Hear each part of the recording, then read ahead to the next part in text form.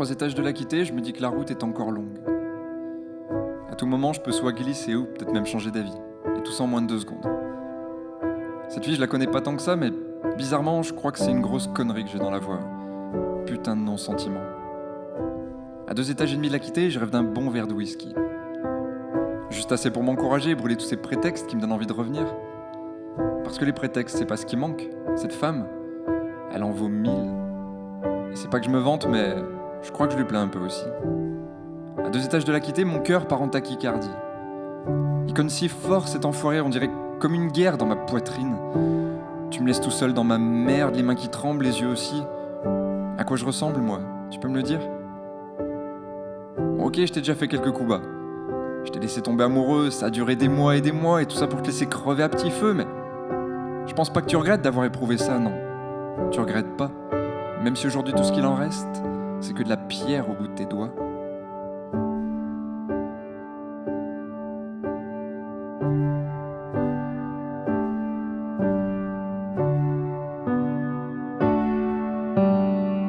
À 1 étage et demi de la quitter, je m'arrête, immobile.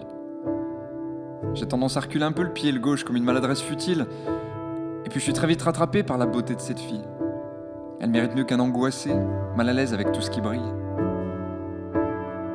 Parce que je dois l'avouer, cette femme, elle brille, sans y penser.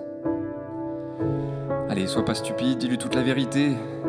J'ai rien fait de mal, juste laissé mon cœur s'endurcir, et puis derrière, c'est fatal. J'ai laissé envoler son sourire. À 1 étage de la quitter, je me dis que j'en ai déjà monté 2. Quel exploit, je vous laisse juger. Et tout ça en songeant à ses yeux. Allez, il me reste plus que 3 marches.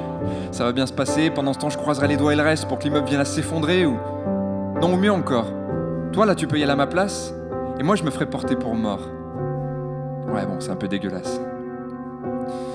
Allez, reprends tes esprits, gamin. Ça sert à rien de se dégonfler. Remettre au lendemain, c'est pas ça qui te fera oublier, non. C'est pas ça.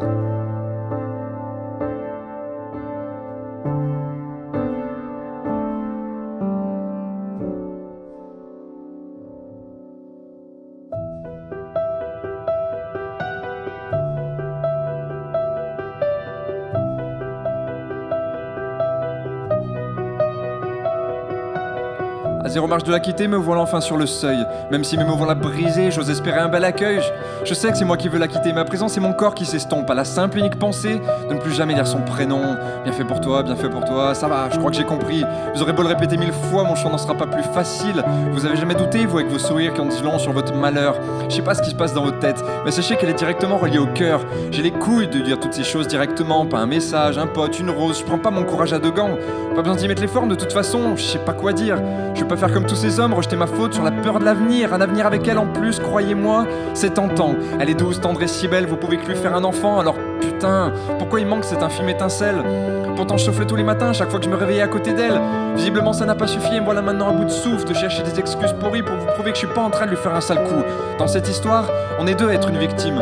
Elle de mon désespoir et moi de tous ses souvenirs. Et si j'ai quelqu'un dans mon esprit, je sais pas, faut dire qu'elle était sacrément unique, alors il se peut qu'elle soit toujours là. Mais la prochaine, justement, tirera un trait sur toutes les autres. Alors maintenant, foutez-moi le camp, c'est à elle que je dois dire tous ces mots.